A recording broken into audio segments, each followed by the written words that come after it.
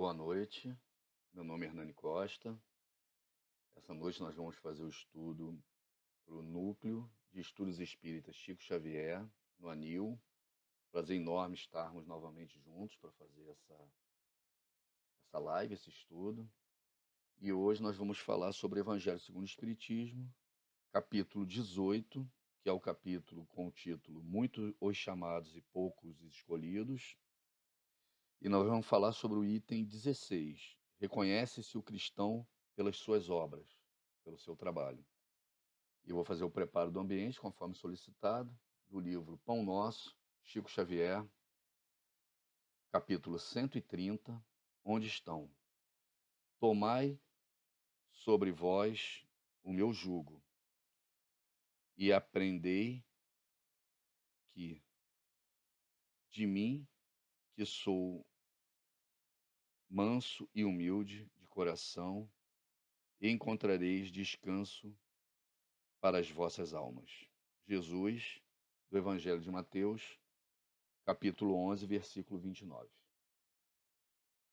Dirigiu-se Jesus à multidão dos aflitos e desalentados, proclamando o divino propósito de aliviá-los. Vinde a mim, clamou o Mestre, tomai sobre vós o meu jugo e aprendei comigo, que sou manso e humilde de coração. Seu apelo amoroso vibra no mundo através de todos os séculos do cristianismo. Compacta é a turba de desesperados e oprimidos na terra. Não obstante o amorável convite. É que o Mestre, no vinde a mim, espera naturalmente que as almas inquietas e tristes o procurem para a aquisição do ensinamento. Mas nem todos os aflitos pretendem renunciar ao objeto de suas desesperações. Nem todos os tristes querem fugir à sombra para o encontro com a luz. A maioria dos desalentados chega a tentar a satisfação dos caprichos criminosos com a proteção de Jesus, emitindo rogativas estranhas. Entretanto, quando os sofredores se dirigirem sinceramente ao Cristo, hão de ouvi-lo no silêncio do santuário interior, concitando-lhes o espírito a desprezar as disputas reprováveis do campo inferior.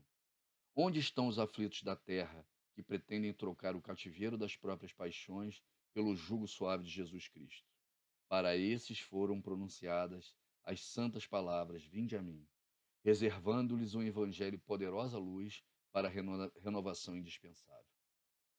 Essa passagem, né, esse preparo é perfeito para a palestra de hoje, que reconhece-se o cristão pelas suas obras.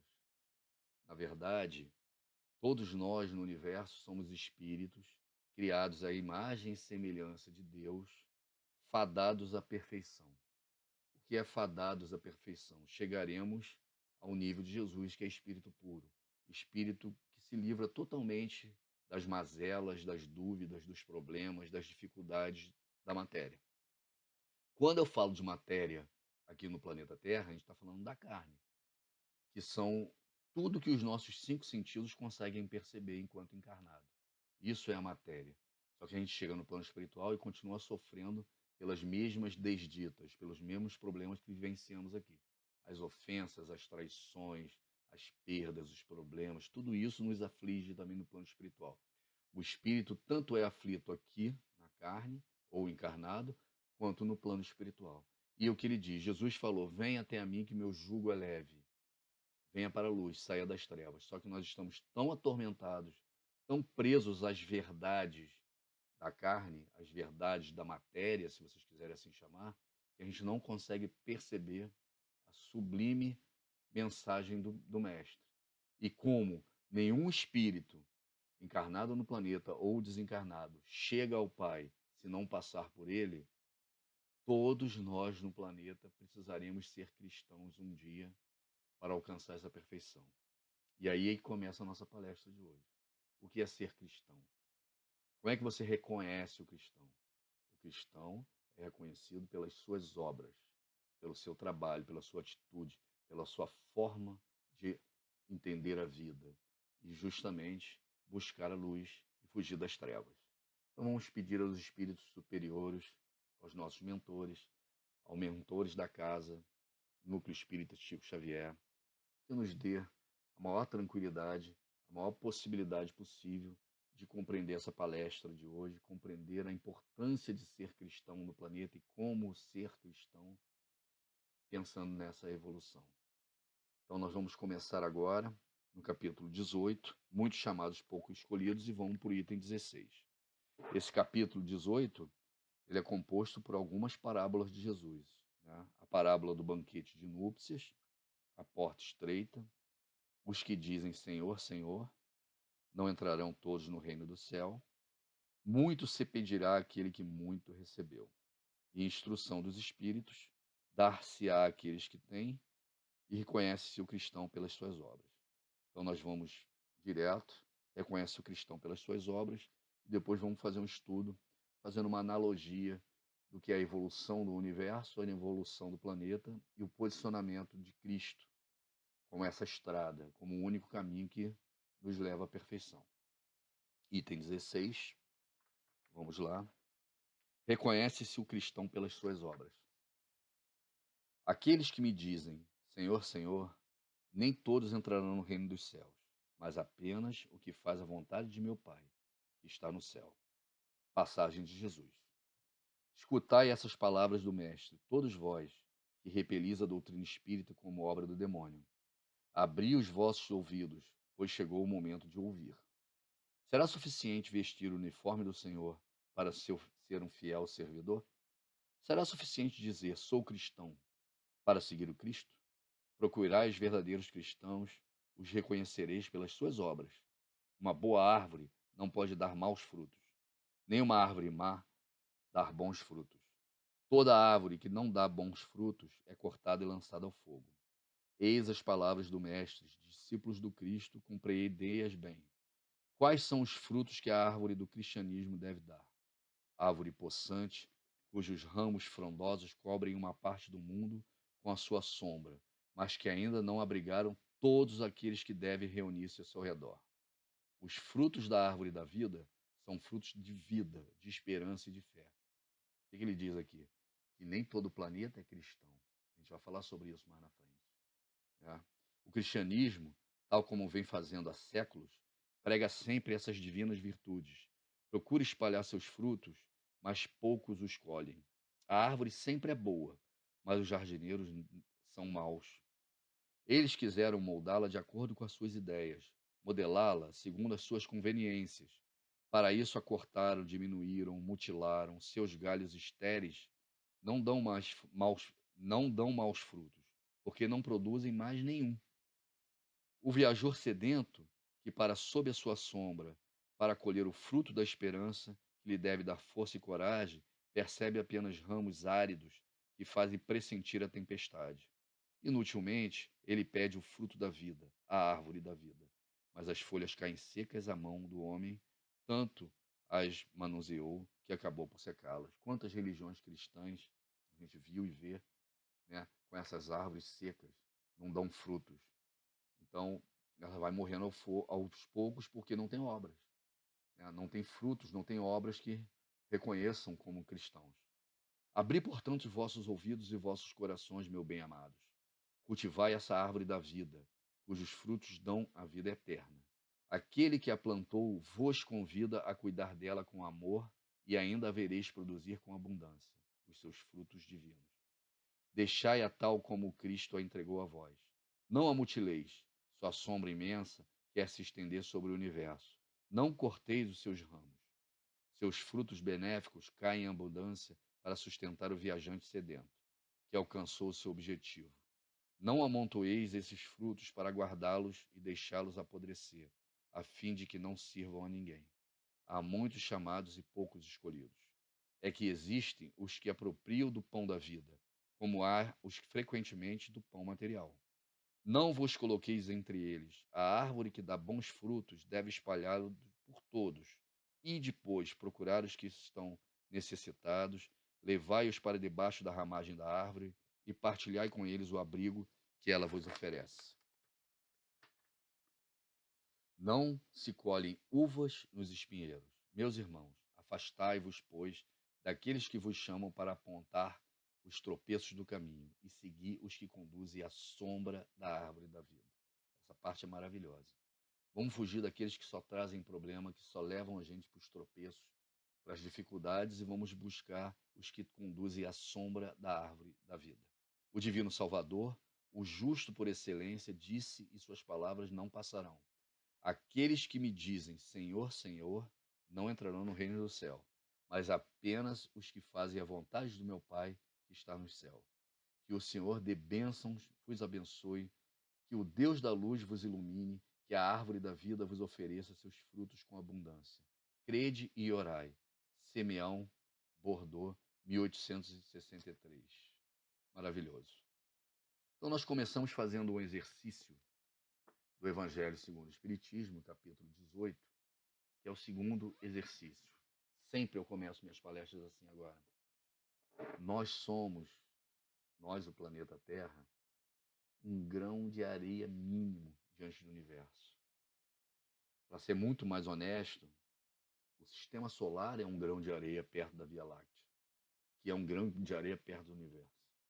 Então, nós, como seres espirituais, criados à imagem e semelhança de Deus, somos fragmentos de um grão de areia no universo. Então, existem infindáveis, incontáveis espíritos como nós se desenvolvendo em características mais elevadas e menos elevadas em todo o universo. Agora, o mais interessante disso tudo é que, apesar de sermos esse fragmento de um grão de areia, esse átomo diante da grandeza do universo, todo o universo só existe para a nossa evolução. Tudo que foi criado materialmente, que a gente vê no universo, só existe para a nossa evolução e para vários graus de evolução que nós vamos passando como espírito. Todo o universo que nós conseguimos ver, sentir, tocar, só existe para isso. Então, desde um fóton, né, que é uma partícula de luz que chega até os nossos olhos, que viaja milhões de anos-luz no universo, e às vezes de estrelas que nem existem mais, até essa mesa, o celular, tudo que nós tocamos, foi criado no universo e existe apenas para a nossa evolução, para transformar o princípio inteligente, que é a nossa essência, em inteligência, que somos nós. Já somos inteligência. Então, essa evolução se passa na troca constante do exercício da matéria e do fluido espiritual. E é sobre isso que nós vamos falar agora. Então, no universo, né, existe a Trindade Universal. A Trindade Universal são as três forças básicas que formam o universo. Essas três forças básicas, né, que formam o universo é Deus, como inteligência suprema, né, e causa primária de todas as coisas. Essa é a essência de formação do universo. A outra é o princípio espiritual. É o princípio de tudo que tem inteligência no universo e que vai formar mais na frente o espírito, que somos nós. E o princípio material, que é o fluido cósmico universal. O fluido cósmico universal, que Sócrates, Platão, os grandes pensadores da Grécia já sabiam dessa existência, quer dizer, existe uma energia ou uma força ou uma matéria que envolve todos no universo que eles chamavam de éter. E nós chamamos de princípio material, ou fluido cósmico universal. Então, tudo no universo é formado e criado por Deus, a inteligência suprema, e causa primária de tudo. Esse princípio espiritual é o que vai formar o espírito e a inteligência do universo, que somos nós. Princípio inteligente.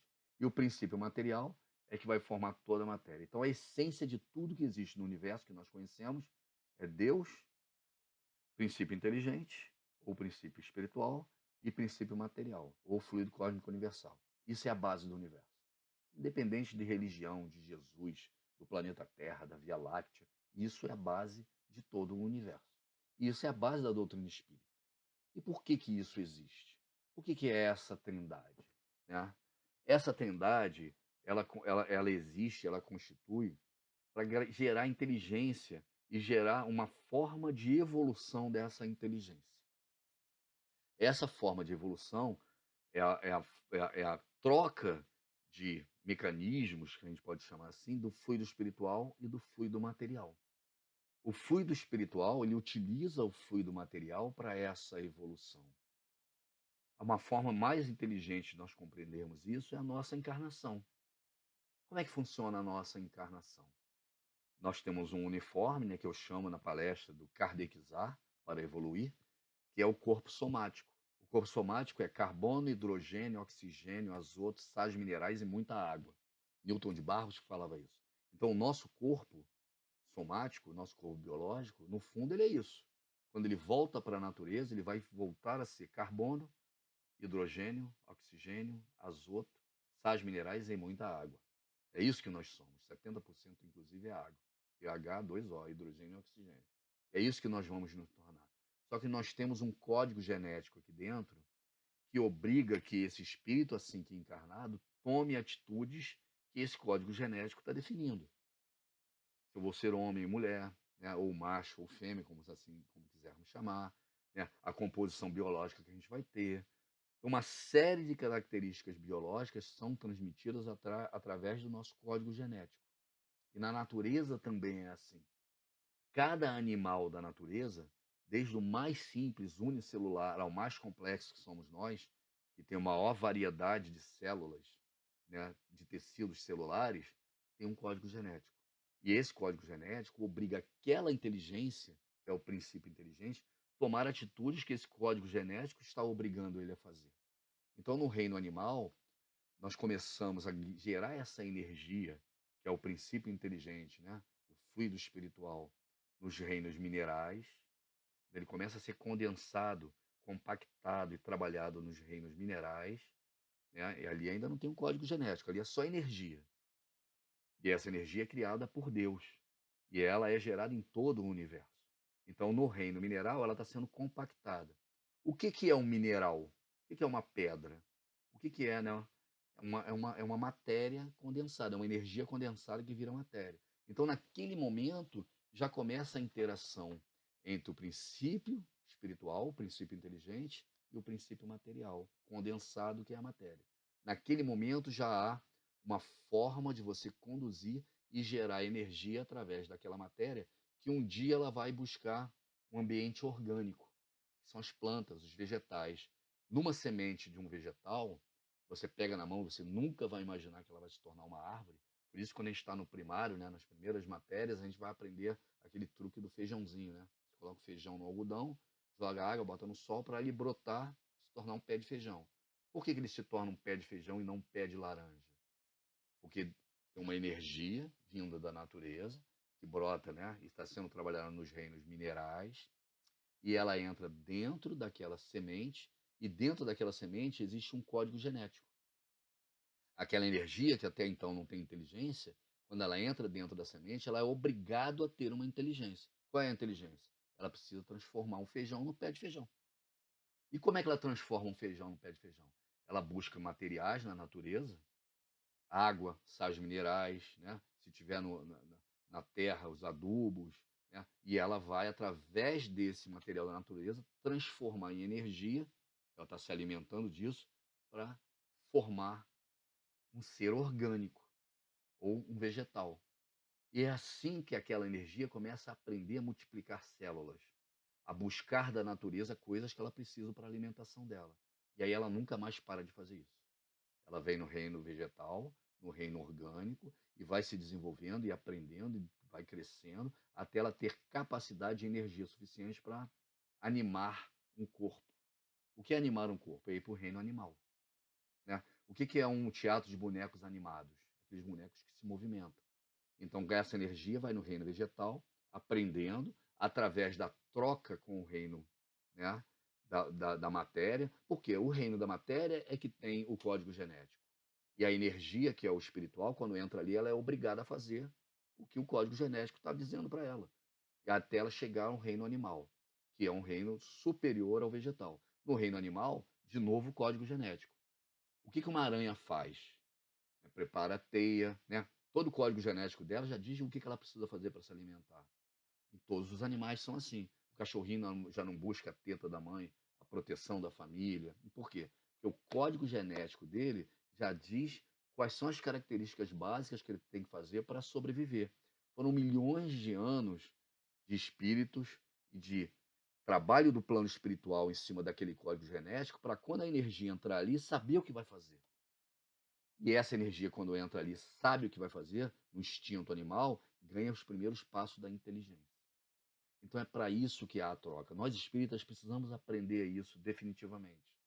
Existe uma troca de energia com a matéria, porque quando a energia passa pela matéria, aquele código genético, que é igual um software de computador, diz o que ele tem que fazer. E ele faz, mesmo que seja mecanicamente, ele vai aprendendo aqueles truques, aquelas atitudes do que aquele instinto daquele animal está obrigando ele a fazer. Até o momento que ele começa a tomar decisões.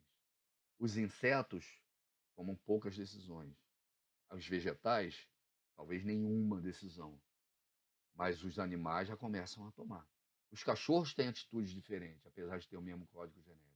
Os cachorros da mesma ninhada já têm temperamentos diferentes e tomam atitudes diferentes diante da vida, de atacar, de defender, né? Eles têm o código da raça, tanto é que quando você vai comprar um cachorro, é um bom exemplo, você vê quais são as características da raça.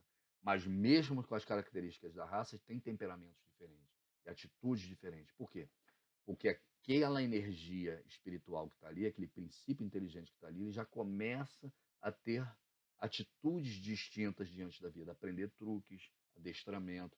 Quanto mais perto do ser humano você traz os animais, mais desenvolvido ele se torna. E aquele espírito que está ali, aquela energia que está ali, ela desencarna e encarna de novo naquela espécie até ter condição de migrar para uma espécie superior. Então, muitos espíritos relatam a chegada no plano espiritual, aqueles que fazem desdobramento, saída do corpo físico, ou mesmo de Valdo, Chico e as obras, que existem animais no plano espiritual, nas mesmas condições que eles estavam aqui. Inclusive, você pode visitá-los. São animais que você tinha aqui, estão no plano espiritual também, trabalhando na evolução dele. Então, cada vez que ele encarna, ele ganha novas condições orgânicas. Onde são as condições orgânicas? Dentro do código genético de cada espécie do animal. E inteligência de truque que eles aprendem, convivência com o ser humano, sentimentos, atitudes. Então, essa energia encarnando nesses corpos vai ganhando experiência e vai evoluindo. Então, mineral é a condensação, já é a troca, né? O reino mineral é o reino material, ajudando a energia espiritual a ser condensada o suficiente para migrar para um reino orgânico. Aí vai para a semente, aí já tem um código genético ali. É igual um celular. Quando você desce, quando você baixa um app, um aplicativo no celular, aquela energia que está entrando da bateria, do código do celular, ela vai gerar um resultado para você.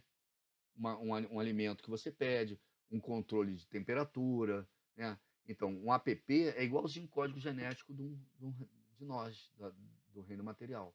Quando a energia entra ali, ela vai aprender determinados truques. Alguns truques são orgânicos, respirar, né? Se defender, né? Se reproduzir. São truques orgânicos daquela espécie, mas que o teu espírito tem que saber para poder chegar a encarnar no ser humano e respirar da forma correta, piscar os olhos, ter os reflexos, utilizar a coordenação motora que você aprende nos reinos primatas. Então, essa energia ela tem que encarnar e sempre ganhando condição orgânica. Quanto mais condição orgânica ela ganha, mais perto do ser humano ela está. O ser humano é o que tem maior quantidade de diferenças celulares. Com isso, tem mais tecidos. E essa diferenciação de tecido te dá uma audição melhor, uma visão boa, uma articulação boa. Então, você, com esse sistema nervoso que nós temos, o espírito aqui dentro consegue interagir melhor com o meio, que é o que se espera do espírito. Cada vez que se vem a carne, é a interação. Lá no reino vegetal, é buscar água, luz solar. Né? A planta tem lá as limitações dela para se desenvolver e crescer. Com o animal, ela já ganha mais condições, porque ela se movimenta, ela muda de lugar, ela toma decisões mais complexas. E dentro do reino animal, essas condições orgânicas vão mudando. O peixe tem uma condição muito mais limitada, o réptil já é melhor, os mamíferos muito melhor, os primatas muito melhor, um sistema digestivo, uma coordenação, uma forma de se equilibrar. Então você vai evoluindo em cada encarnação, você recebe esse código genético te dá uma condição orgânica melhor, e essa condição orgânica melhor dá uma condição desse princípio inteligente interagir melhor com o meio e aprender novas condições, até chegar a aprender os sentimentos. Os animais começam a exercer isso, mas o ser humano ele começa a desenvolver o sentimento. E esse sentimento é que vai ser a grande diferença para a evolução espiritual. Que a grande diferença de um espírito puro para um espírito como nós, ou um espírito trevoso, é o sentimento que ele tem. É a forma de ele encarar a vida. Então você tem que passar por essas escalas evolutivas inferiores, e a matéria ela é fundamental para isso, para você exercer. Ah, eu fui no cinema, vi um filme que me comoveu muito. Porra, é totalmente a matéria, né? Os fótons, a criação do filme, né? O processo todo digital. Então, toda aquela matéria que está ali no filme está gerando um sentimento que vai enriquecer ou empobrecer o seu espírito. As músicas são a mesma coisa, né? É uma energia que vem pelas ondas sonoras, que ela pode te enobrecer, se for uma música enobrecedora, ou pode te entristecer e te jogar para baixo se for uma vibração muito baixa, como a gente vê hoje em dia. Então a matéria está totalmente ao nosso redor, nos insinuando e nos excitando para desenvolvimento ou para emburrecimento, para atraso. E é isso que é a troca da natureza. O princípio espiritual e o princípio material. O princípio espiritual precisa desenvolver sentimentos, precisa aprender a amar. Por isso que Jesus dizia, a sublimação dos sentimentos é o amor. E o princípio material está aqui o tempo todo para desenvolver as condições orgânicas para isso, e o espírito recebendo essa influência externa de outros espíritos e do complexo material para o seu desenvolvimento, até encontrar a angelitude. Encontrou a angelitude, nós vamos trabalhar para que outros espíritos desenvolvam também. O único espírito que encarnado que esteve entre nós com a angelitude foi Jesus, e que nós já conhecemos e estudamos e estamos falando sobre ele isso hoje. Esses graus de evolução, né, das primeiras encarnações como ser humano até chegar à angelitude, foi traçado dentro da doutrina espírita, né, principalmente dentro do livro dos médiuns, mas também já se falava no livro dos espíritos, como a inteligência moral e intelectual desses espíritos. E os espíritos foram classificados em 3 ordens. Né? Os da terceira ordem são os espíritos nas primeiras encarnações no corpo humano. Predomínio da matéria sobre o espírito, propensão ao mal, ignorância, orgulho, egoísmo e todas as paixões que lhe são consequentes. Têm a intuição de Deus, mas não o compreendem. Quantas pessoas nós conhecemos assim? E por que traz isso tão forte? Porque, como a gente viu anteriormente, a gente vem encarnando nos reinos inferiores. E os animais estão ali só para troca com a natureza. É perseguir, matar, defender, né? O mais forte vence, o mais flexível vence, mas os instintos animais são os instintos das coisas materiais. Olha, quanto mais atrasado o ser humano, mais dependente dos 5 sentidos ele é. Você pode ver isso. Ele só vive o presente. Ele só vive aquilo que os 5 sentidos dele conseguem perceber. Ele não consegue planejar o futuro. Toda vez que a gente vive e que a gente fala, vou meter o pé na jaca e vou viver hoje como se não houvesse o amanhã, é o momento que a gente cria os maiores problemas para a nossa vida. E essa atitude é a atitude do animal. Como o animal vive? Ele vive de gatilhos. Por mais inteligente que seja o cachorro, se você conversar com ele e ensinar ele que ele não pode comer a comida toda no mesmo dia, dificilmente ele vai aprender. O instinto dele é mais forte. Mas ele aprende a atravessar a rua, ele aprende a se proteger, ele aprende a reconhecer o dono. Por quê? Por causa do olfato, da visão, da audição que é perfeita do cachorro, do olfato também. Então, os gatilhos ensinam a ele a tomar as atitudes. E esses gatilhos são os 5 sentidos que ele tem, e são os 5 sentidos que nós vivemos. Só que os 5 sentidos, eles só nos dá a percepção de inteligência no presente. Eu não consigo enxergar o futuro. Eu não consigo chegar a 10 segundos que vai acontecer. Eu posso presumir. Então, o meu cérebro tem a capacidade de utilizar a inteligência e presumir o que vai acontecer daqui a 10 segundos, a 5 segundos, desde que eu planeje o que vai acontecer. Certeza nós nunca vamos ter. Então, os 5 sentidos, eles te dão uma inteligência e uma decisão de coisas que acontecem sempre no presente, nunca no futuro. O passado está na tua mente. Você pode até lembrar, e às vezes nem lembra. Mas os 5 sentidos só te dão as condições de trabalhar o presente. O que te dá a condição de pensar no futuro e de lembrar o passado? O seu cérebro, o seu pensamento, não os 5 sentidos. E o seu cérebro consegue imaginar coisas, presumir coisas, que nós chamamos da inteligência virtual. O que que é a virtual? É aquela que não é real, ainda. Mas quanto melhor você traçar essa inteligência virtual, mais evoluído você é como espírito. Tudo que nós fazemos hoje vão levar consequências amanhã. Você é o hoje o que plantou no passado, que era o teu presente na ocasião. Então você é hoje o que plantou no passado e vai ser amanhã o que plantou hoje. É assim que funciona a nossa vida. Então toda vez que você planeja bem o que vai acontecer, você está pensando naquilo que as consequências vão te trazer. Então você está exercitando a pensar no virtual. Pensar no virtual é o primeiro exercício para o ser humano a fugir do material e pensar no espiritual. O que que é o espiritual? É algo que você não pode ver, tocar, a não ser que você seja um médium. É aquilo que você não pode sentir, a não ser que você esteja muito preparado energeticamente, emocionalmente para sentir.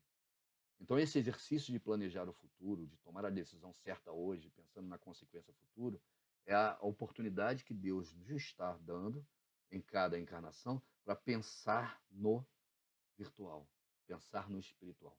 Nós nunca vamos compreender a Deus e amar a Deus se não pensarmos no espiritual, no virtual, se não aprender isso.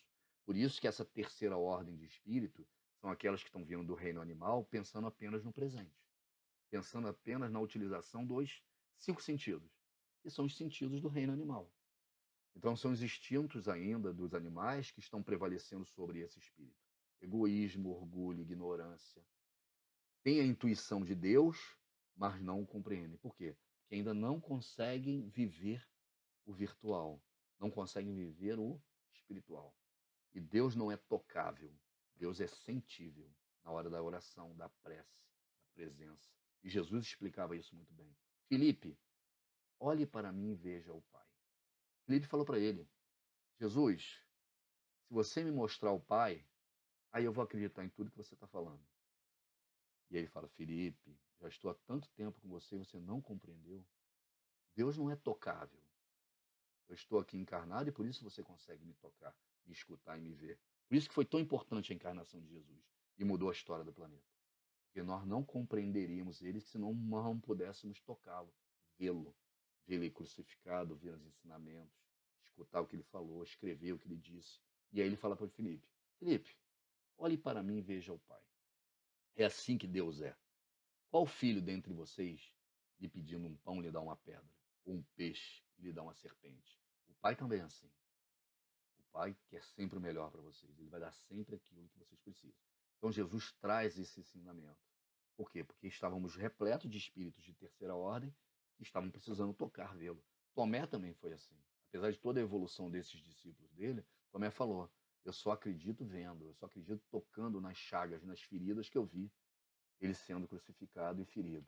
Jesus, quando aparece em portas e janelas fechadas, fala para Tomé: Tomé, quer tocar na ferida? E aí ficou-se, né, o ditado, né, de São Tomé: só acredito vendo. É esse tipo de atitude nossa, de vez em quando temos, que é a atitude de espíritos que só vivem os sentidos, né, só vivem os instintos. Para ter certeza de alguma coisa, precisa ver, tocar, escutar, sentir. É assim. Então, a 10ª classe são espíritos impuros, lá no início da base da pirâmide, as primeiras encarnações como ser humano. A 9ª classe, levianos, quer dizer, sem responsabilidade, cometem crimes, né?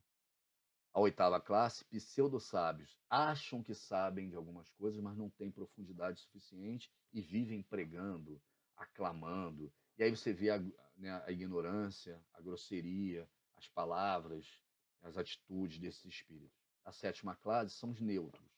Não fazem o mal, mas não fazem o bem. Estão encarnando nesse estágio ainda. Né? Muitos vêm em mesa mediúnica até hoje, reclamando, né, que tiveram uma vida e agora compreendem que deveriam ter trabalho desenvolvido e não conseguiram fazer. São espíritos neutros. 6ª classe, batedores e perturbadores. Estão se divertindo, estão inventando histórias, e a gente vê esses espíritos também dentro das casas espíritas e no dia a dia da nossa vida. Né? Aí já migram para a 2ª ordem, predomínio do espírito sobre a matéria, desejo de fazer o bem. Desejo é uma coisa, a condição de fazer é outra. 5ª classe, benevolentes, querem fazer, mas não conseguem, mas são pessoas boas, né? Quarta classe, sábios, já têm um aprendizado, já sabem. Terceira classe, espíritos de sabedoria. São benevolentes e sabem fazer o bem. Segunda classe, espíritos superiores, já assumem tarefas, missões. E aí a primeira classe, espíritos puros, que é espírito de primeira ordem. Os que já alcançaram a perfeição, cá entre nós, Jesus esteve entre nós, e alguns espíritos estiveram suportando a vinda dele, tanto na formação do planeta, que teve a primeira reunião de espíritos puros, né, Emmanuel relata isso no A Caminho da Luz, quanto na vinda de Jesus, que nós os apelidamos ou os chamamos de Espírito Santo. Esses espíritos que estavam aqui suportando a vinda de Jesus e apoiando, né, e eram espíritos puros como ele, nós confundimos como Jesus, Espírito Santo e Deus, né? E criamos a Santíssima Trindade para explicar essa condições de espíritos, ou de anjos, né? Como vocês quiserem chamar. Nessa condição da pirâmide, a gente percebe que nós não vamos chegar à plenitude, não vamos chegar a espírito puro sem passar por Jesus. Nós precisamos aprender o cristianismo e a condição cristã para chegar lá. E como é que está o cristianismo no planeta hoje? Como a gente viu aqui no Pão Nosso de Chico Xavier, né? No preparo. Há 50 mil anos atrás, encarnavam pela primeira vez, né, em corpos com uma condição intelectual favorável, né, os autóctones da Terra, quer dizer, os espíritos criados aqui. Lembra lá do reino mineral? Espíritos foram criados. Há milhões de anos atrás a Terra foi criada e esses espíritos começaram a ser criados aqui no planeta também. Alguns vieram de fora, mas outros foram criados aqui, né? E entre 10 mil e 4 mil anos antes de Cristo, chegam os capelinos. Quem são os capelinos, né? É bom lembrar, porque às vezes não espíritas assistem às palestras, né? Os capelinos são espíritos que vieram de uma constelação chamada Capela, de um planeta similar à Terra, e que estavam atrasados na evolução. A primeiro estágio de planeta no universo é planeta primitivo.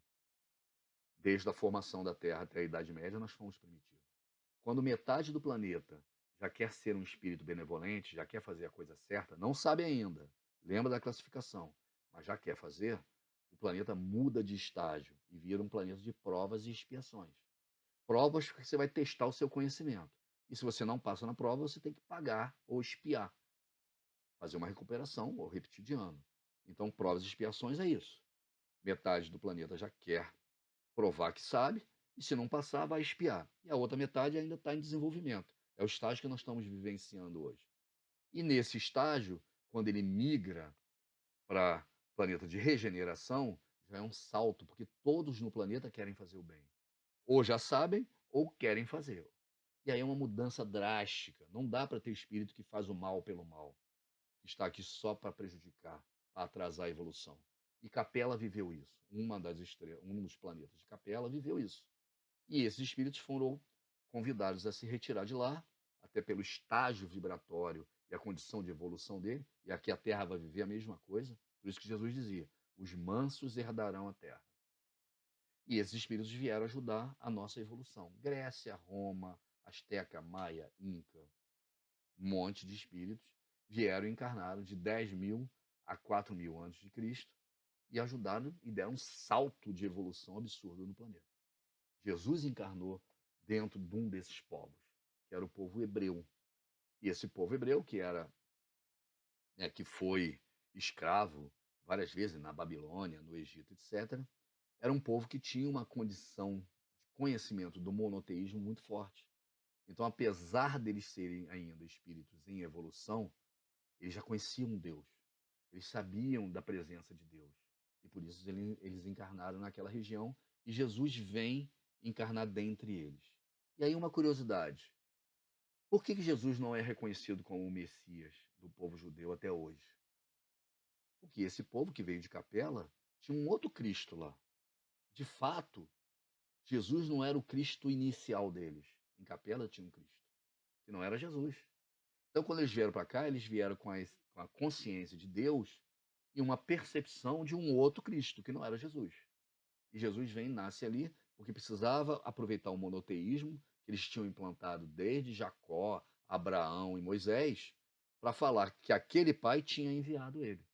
Por isso que no Torá, ou no Antigo Testamento, vem os profetas falando da vinda de Jesus. E Jesus vem, planta o cristianismo no planeta. O monoteísmo trazido da bifurcação do povo hebreu, tanto é que o islamismo, apesar de não ter Jesus como profeta, reza para o mesmo Deus. Então, 3/4 do planeta tem esse monoteísmo, mas só 33% hoje do planeta é cristão. Então, o monoteísmo está quase implantado no planeta Terra, mas o cristianismo ainda não. A gente vai ver sobre isso. Então, esses capelinos vieram e deram um salto evolutivo. Matemática, física, filosofia, família, leis, né, os romanos, e religião, através do povo hebreu e depois através do Islã e todas as bifurcações que aconteceram. 1592 a.C. vem Moisés, e Moisés implanta o monoteísmo e mostra para o mundo quem é esse Deus único. Jesus vem, 1592 anos depois, e mostra quem é o Pai. Esse Pai que é manso, que é justo, que é bondoso, que perdoa, esse é o Pai. E aí ele implanta o cristianismo. Em 1857, nós resgatamos o cristianismo na sua essência básica, consoladora, na sua beleza consoladora, que é o espiritismo cristão. 1857, e implanta-se a terceira revelação, segundo o Evangelho segundo o Espiritismo. No planeta, para vocês terem ideia, né, o cristianismo representa 31,2% das religiões do planeta. O islamismo, 24,1%. Quer dizer, juntando o cristianismo e o islamismo, só aqui já tem mais, quase 60% de monoteísmo só dentro dessas duas religiões, que são as duas maiores religiões hoje do planeta Terra. Uma interreligião tem 16%, o hinduísmo tem 15%, o budismo 6,9%, religiosidades populares 5,7%, outras religiões menos de 1%, aí vem sikhismo, judaísmo, 0,18%, menos de 1%, 0,2% do planeta. Então isso é a composição do planeta. Se nós levarmos em consideração que para alcançar a perfeição, quer dizer, nós vamos entrar em regeneração, de regeneração em mundo feliz, e em mundo feliz, em celestial, essa pizza que eu fiz aqui na apresentação de 31% vai precisar chegar a 100% o planeta chegar a um mundo celestial. Mas dentro de 55% já de monoteísmo, nós já estamos migrando. Em 2050 vai ser a transição planetária mais grave, estamos vivendo já pandemias, guerras, etc. Mas em 2050 é um grande marco para essa transição. Então, só o monoteísmo no planeta e esses outros profetas já conseguem dar um grau de evolução um pouco maior do que nós estamos precisando chegar. E aí eu faço aqui um outro paralelo, né, mostrando a evolução do cristianismo. Não dá para mostrar para vocês aqui, porque na realidade é no YouTube, não é numa ferramenta, mas, né, 431 antes de Cristo, né, depois de Cristo, vem né, tem a formação do cristianismo, a vinda de Jesus, né, o ano 1, e 431 depois de Cristo vem o Concílio de Éfeso. As cartas de Paulo já criaram, né, as igrejas, e tem o primeiro concílio de Éfeso. Depois tem 451 depois de Cristo, o concílio de Calcedônia. Então aqui a gente começa a montar e a moldar o cristianismo como nós conhecemos, principalmente através da Igreja Católica. Apesar da Igreja Ortodoxa de Paulo, a Igreja Oriental também tem grande importância nessa evolução. Aí tem o cisma do Oriente, no século XI, né? E aí tem reforma protestante, aí já entra o restauracionismo, o protestantismo, a igreja anglicana, tudo isso é considerado cristianismo desses 31% do planeta. E tudo isso são religiões importantes para a nossa evolução. Inclusive, o espiritismo está dentro dessa evolução. Então, aqui é só para a gente ter uma ideia da evolução. Aí nós viemos para o Brasil, que nós espíritas conclamamos que é coração do mundo e pátria do Evangelho. E faz muito sentido. No Brasil, para vocês terem uma ideia, isso é dado atual, 2020. Principais religiões brasileiras: Católica Apostólica Romana, 64,6%. Então, 65% dos brasileiros se dizem católicos. Pode até não ser praticante, mas se dizem católicos. Evangélicos no Brasil são 22,2%. O evangélico é mais difícil é, dizer que é e não ser, né? Mas também tem evangélicos não praticantes, né? Familiares, etc. Mas só somando os dois, já dá um percentual enorme, quase 80%, mais até 90%, né? 64 com 22, 88% do Brasil se diz cristão. Não trabalham ainda na obra, não, né, praticam, mas se dizem cristãos. Espírita é 2% e Umbanda e Candomblé 0,3%. Outras religiões, ou sem religiões, né, 2,7%, sem religião, 8%. Então, mais ou menos 10% do Brasil precisa ser conduzido ao cristianismo, para que 100% do Brasil se diga cristão ou conheça o cristianismo. E depois disso acontecer, nós precisamos transformar, que aí não tem no IBGE, a gente não sabe como é a pesquisa, em cristãos praticantes. Porque se conhece os cristãos de acordo com as suas obras. Então, a primeira coisa que nós precisamos é levar o cristianismo, falar do evangelho, né? Eu digo que a legenda espírita hoje é kardecizar, é levar para o resto do planeta o que é o Kardec, o que é a religião kardecista, o que é o espiritismo cristão. E eu tenho levado para Umbanda, para Candomblé, dentro da Rádio Rio de Janeiro, muitos ouvintes, né, e são bem acolhidos, né, porque a gente faz o Evangelho, Quintas do Evangelho no MAP, e o MAP é uma casa ecumênica, né, que abraça outras religiões. Então, nós espíritas precisamos kardecizar. E nós, espíritas cristãos, precisamos levar o cristianismo para todas as religiões, principalmente as obras de caridade. Porque não basta se dizer cristão, você tem que ter obra para mostrar o cristianismo. Então, é muito importante essa evolução. Por quê? Porque, como eu disse antes, os mundos primitivos evoluíram para provas e expiações graças ao monoteísmo. E é o primeiro temperinho do que é o cristianismo. Já foi uma mudança enorme, drástica no planeta. O cristianismo e, fundamentalmente, o monoteísmo. Provas e expiações, nós vamos migrar para a regeneração, provavelmente com um planeta com um número maior de cristãos. Eu imagino pelo menos 50%, que hoje é 32%. Mas ainda vai faltar muito para levar o cristianismo para todo o planeta. E se o Brasil é coração do mundo e pátria do evangelho, faz sentido termos aqui 90% já dizendo-se cristão. Não temos obras ainda, mas dizemos cristão, já conhecemos o cristianismo. Por isso que é tão importante o Brasil liderar isso no mundo. O Brasil precisa liderar. O Brasil precisa realmente assumir a sua posição de pátria do evangelho, de coração do mundo. O que é o coração? É ele que pulsa o sangue para o resto do corpo, né? O coração parou de pulsar o sangue, o cérebro perde, você morre. Então o Brasil precisa pulsar o cristianismo para o resto do mundo. E a essência cristã, na sua essência de criação, que é o espiritismo cristão, tem no Brasil o maior polo do mundo.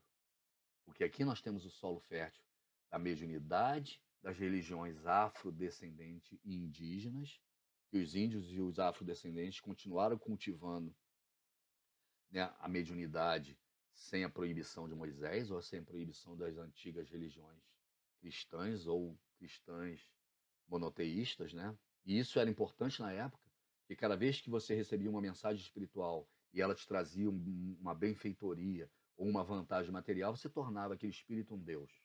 São os deuses egípcios, gregos, romanos. Então era importante para criar o monoteísmo você proibir a mediunidade. E o que foi feito? Né? E aí perseguiram os médios, mataram os médios, botaram na fogueira e prenderam, etc. E os médios foram ficando raros aqui nas religiões cristãs ocidentais.